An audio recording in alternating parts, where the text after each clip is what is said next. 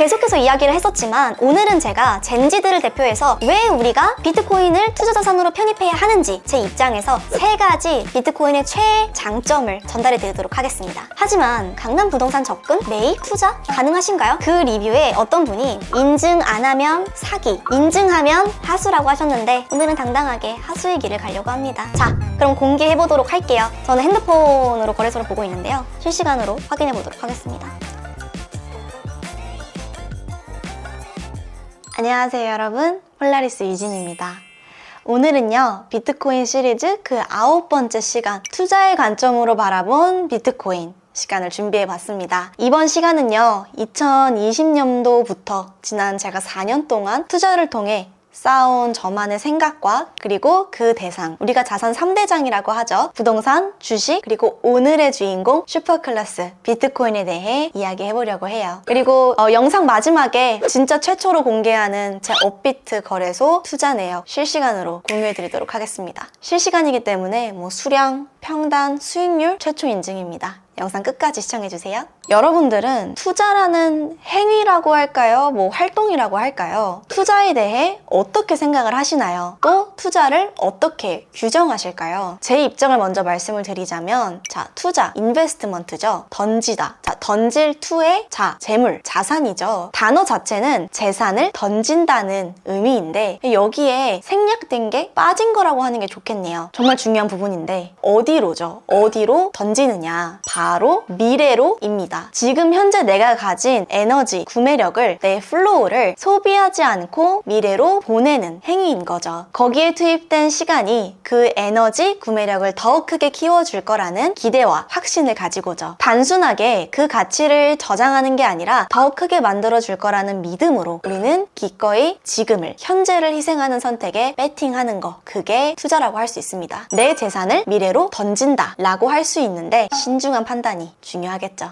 미래 가치는 투자 성과죠. 이 미래 가치는 시드 곱하기 1 플러스 연이율의 시간 제곱입니다. 자, 여기서 변수는 3개예요. 첫 번째 변수, 바로 시드입니다. 현재 에너지, 구매력이죠. 그럼 우리의 희생이죠. 오늘보단 내일을 생각하는 거예요. 의미 있는 규모의 시드가 필요하겠죠. 두 번째 변수는요, 연이율이에요. 어디에 담을 거냐. 컨테이너, 즉 용기, 그릇입니다. 튼튼해야겠죠. 내구성이 강해야 해요. 또 내 재산을 지켜주면서 오늘의 희생을 미래의 성과로 보답해 줄 수 있는 그런 믿음직한 존재, 그 대상, 그 선택이 중요합니다. 내 재산을 미래로 던지는데 여러 가지 변수를 신중하게 고려해야 하는 안목이 필요합니다. 그럼 이 그릇이, 용기가, 가치 저장 수단이 우리를 대신해서 365일 24시간 일을 하고 성과를 가져다 주는데 그 효율, 생산성이 바로 연이율이에요. 마지막 3번째 변수는 시간입니다.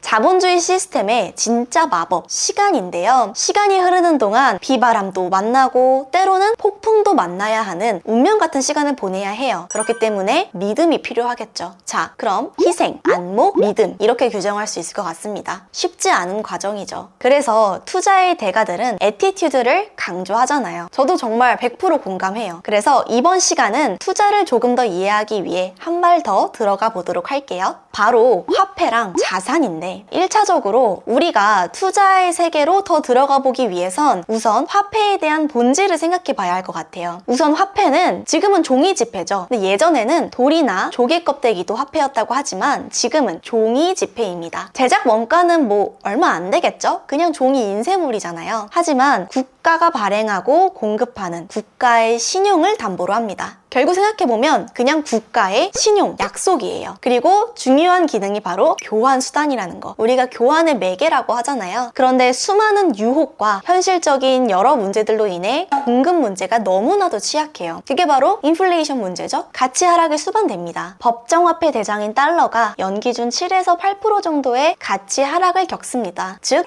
시간의 흐름에 그 가치가 희석되고 사라져버리죠. 자, 그럼 결론을 한번 내려볼게요. 화폐는 국가의 신용을 담보로 하고 교환 수단일 뿐 가지고 있으면 점점 가치가 하락합니다. 편의상 일상생활을 하기 위해 단기 저장용 혹은 교환 수단일 뿐이지 오래 보관하면 무조건 손해다. 따라서 화폐를 자산으로 바꾸고 기다리는 행위를 투자라고 한다. 이렇게 정리할 수 있을 것 같습니다. 자, 저는 여기까지가 투자의 기본 기술이라고 규정을 하고요. 이보다 한 단계 더 고급 기술이 있는데 화폐에 대한 공매도, 그러니까 화폐 하락에 공격적으로 배팅하는 방법, 레버리지가 있죠. 이 부분은 제가 따로 자본주의의 고급 기술 편으로 설명해 드리도록 하겠습니다. 자, 다음으로 자산에 대해서 한번 이야기를 해볼게요. 우리의 희생을 어디에 담을 것이냐, 어디에 우리의 가치를 저장하고 믿음을 가지고 기다릴 것이냐의 문제로 들어가 보도록 하겠습니다. 자, 여기에는 3대 장이 있어요. 보관 용기, 가치 저장 수단이라고 하죠. 부동산,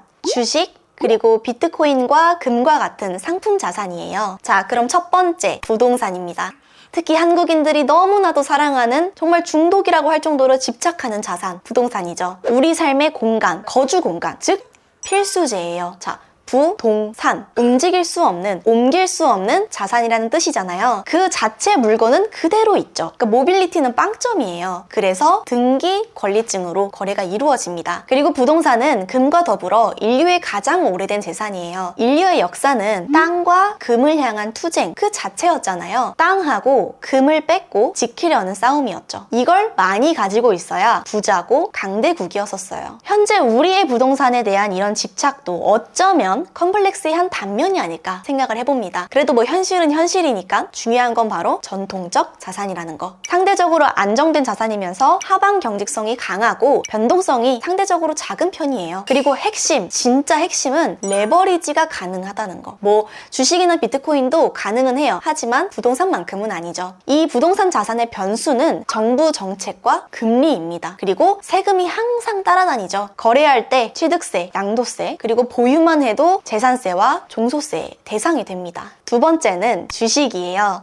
리스크를 분산하고 이익을 공유하는 인간이 만든 최고의 발명품 중 하나이면서 지금의 우리의 문명을 만들어준 촉매제 같은 자산이거든요. 대항해 시대, 네덜란드에서 처음 도입이 되었죠. 당시 대항을 건너 무역을 하는 건 엄청난 모험이었어요. 최고의 기술자들로 하여금 대규모 선단, 그러니까 큰 배죠. 당시 최고의 기술이 집약된 최고의 배들로 선단을 꾸려야겠죠. 또 항해 전문가들을 고용해서 바다를 건너는, 그러니까 지구 반대편으로 오고 가는 비즈니스를 해야 합니다. 하이 리스크 하이 리턴이죠. 개인이 부담하기엔 너무 리스크가 크기 때문에 만들어진 산물이에요. 모험의 리스크가 분산되면서 문명의 발전이 가속화되었죠. 호기심이 많고 모험을 좋아하며 욕심이 많은 호모 사피엔스에게 도전의 부담을 줄여준 거예요. 이후 인류는요, 엄청난 도약을 거듭합니다. 이게 바로 주식이에요. 지금은 기업의 분할된 소유권으로 시장에서 자유롭게 거래가 이루어집니다. 기업의 현금 흐름과 미래 가치로 그 가치가 매겨지고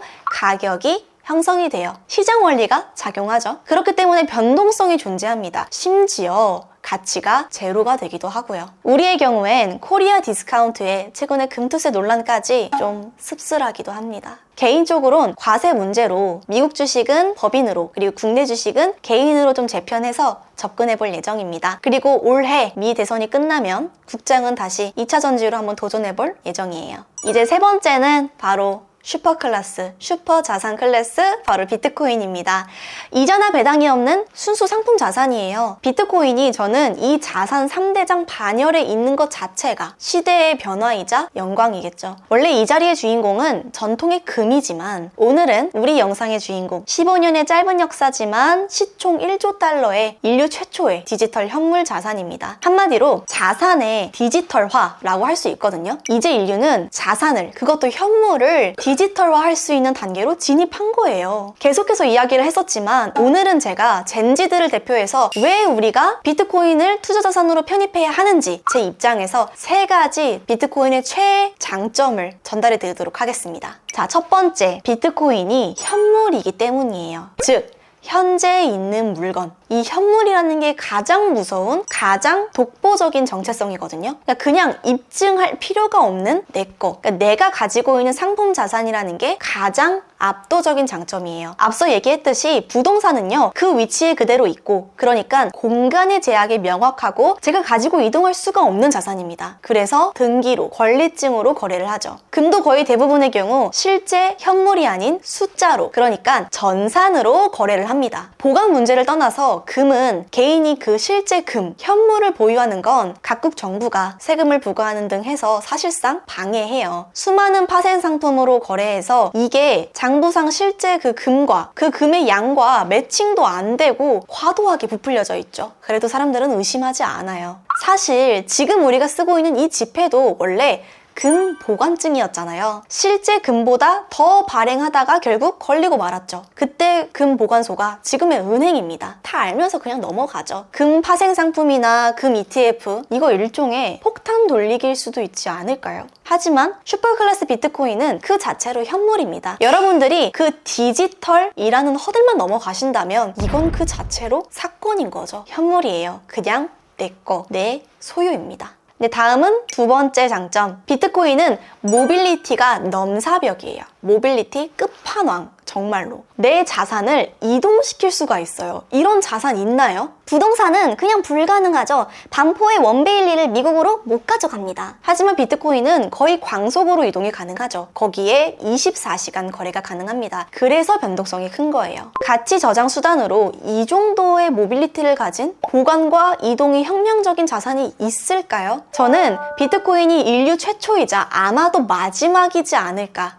조심스럽게 생각을 해봅니다. 내 구매력, 내 에너지를 내가 희생하고 모은 플로우를, 내 인생 그 자체를 디지털로 보관해서 저장하고 미래로 보낼 수 있는 선택지, 이건 거의 유일한 자산입니다. 네, 다음은 세 번째 장점. 다들 인정하시는 희소성입니다. 저는 희소성이 세 번째 순위예요. 부동산도 여러분들 추가 공급이 가능하죠. 수요에 대응이 가능합니다. 극단적으로 용적률 높이고 새로운 택지 개발하고 각종 인프라스트럭처 투입할 수 있습니다. 제도 바꾸고 금리 이용해서 얼마든지 수요에 대응 가능해요. 또 정부가 직접적으로 인허가 조절해서 제한적이지만 수요 공급 조절 가능합니다. 다만 그 한국의 특수 상황, 저는 기현상, 시대 착오라고 규정을 하지만 교육과 특정 지역 프리미엄, 그들만의 리그가 분명 현실로 존재해요. 그래서 강남이 넘사벽인 거고 최강의 하방 경직성과 언제든지 튀어오를 수 있는 특수 지역인 거 그 현실은 인정합니다. 하지만 강남 부동산 접근, 매입, 투자 가능하신가요? 특히 이 영상을 보고 계신 우리 젠지분들 사실상 불가능하잖아요. 현실은 현실입니다. 인정을 할 수밖에 없죠. 그런 말이 있죠. 모임에 계신 분이 그러시더라고요. 한국에는 네 부류의 사람이 있다. 강남에 집 있는 사람, 서울에 집 있는 사람, 집 있는 사람, 집 없는 사람. 생각해보면 뭐 그렇게 표현할 수도 있지만 그게 또 진짜 찐 현실이니까 우프기도 해요. 여러분들 금도 수요에 대한 공급 대응이 가능하죠. 금값이 오르면 더 생산하려고 이 시장의 원리가 작동이 됩니다. 그러나 비트코인은 불가능하죠. 이번 4차 반감기로 이제 비트코인은 금의 희소성을 완전히 추월해버렸어요. 이거는요 되돌리거나 바꿀 수가 없어요. 자, 그럼 여러분들은 여러분들의 인생을 어떤 용기에, 어떤 수단에 저장하시고 믿음을 가지고 기다리시겠습니까? 어떤 포트폴리오로 구성을 하시겠어요? 다른 건 몰라도 젠지 세대라면 샤프 지수 고려하면 최소한 15%, 최대 25%까지는 비트코인을 담는 건 저는 지인들에게 추천드립니다. 선택은 본인에게 있지만 여러분들의 생각은 어떠실까요? 자, 이제 앞에서 예고해 드렸듯이 제 업비트 거래소 비트코인 수량을 공개할 시간입니다. 예전에 제가 자산 인증 영상을 업로드를 했었거든요. 근데 그 리뷰에 어떤 분이 인증 안 하면 사기, 인증하면 하수라고 하셨는데 오늘은 당당하게 하수의 길을 가려고 합니다. 사실 지금까지 4년 동안 모아온 미국 주식과 작년 4월부터 2차전지 주식 매각하고 비트코인으로 갈아탄 저의 선택, 저는 후회하지 않고 있고요. 지난 4년간의 고생과 성과에 대한 트로피라고 생각을 합니다. 사실 저는 특별한 무슨 사용처도 없고 면허도 없는 뚜벅이에요. 그리고 이 자산들은 봉인 자산으로 제게 아니고요. 20년 뒤에 폴라리스 유진의 소유입니다. 저도 미래로 보내는 선택을 했고요. 내년부턴 다시 시작한다는 마음으로 제 자신, 밸류업에 집중하고 법인 운영에 에너지를 쏟아갈 예정입니다. 저는요, 총 3곳의 거래소를 이용하고 있어요. 바이낸스, 빗썸, 업비트와 거래를 하고 있고요. 조만간 일부 수량을 지갑으로 옮길 예정입니다. 그리고 중간중간 거래처에 입금도 해야 했었는데 중요한 바이더딥 구간에서 대금 입금 날짜 연장해주신 우리 거래처 대표님들 이 영상을 보고 계신지 모르겠지만 너무너무 감사드립니다. 자, 그럼 공개해보도록 할게요. 촬영일 날짜 2024년 10월 31일 오후 8시 56분입니다. 네, 오늘 이렇게 활발하게 거래가 되고 있고요. 활발하게 거래가 되고 있고 현재 비트코인은 1억 한 50만 원 정도를 형성을 하고 있네요. 지금 현재 보면 거래소는 업비트고요. 보유 수량은 3개, 평단은 한 4,873만 원 정도 형성을 하고 있고 수익률은 한 106% 정도 되고 있습니다.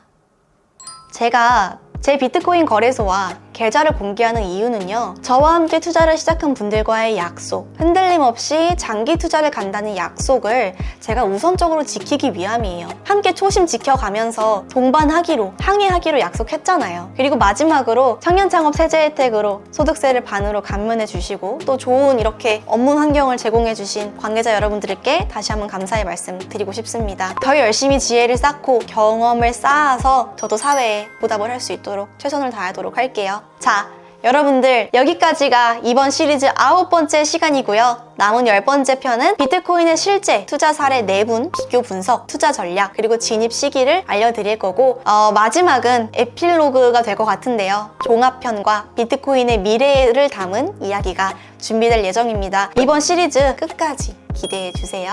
지금까지 폴라리스 유진이었고요. 구독과 좋아요 부탁드리겠습니다. 여러분들 다음에 만나요. 안녕.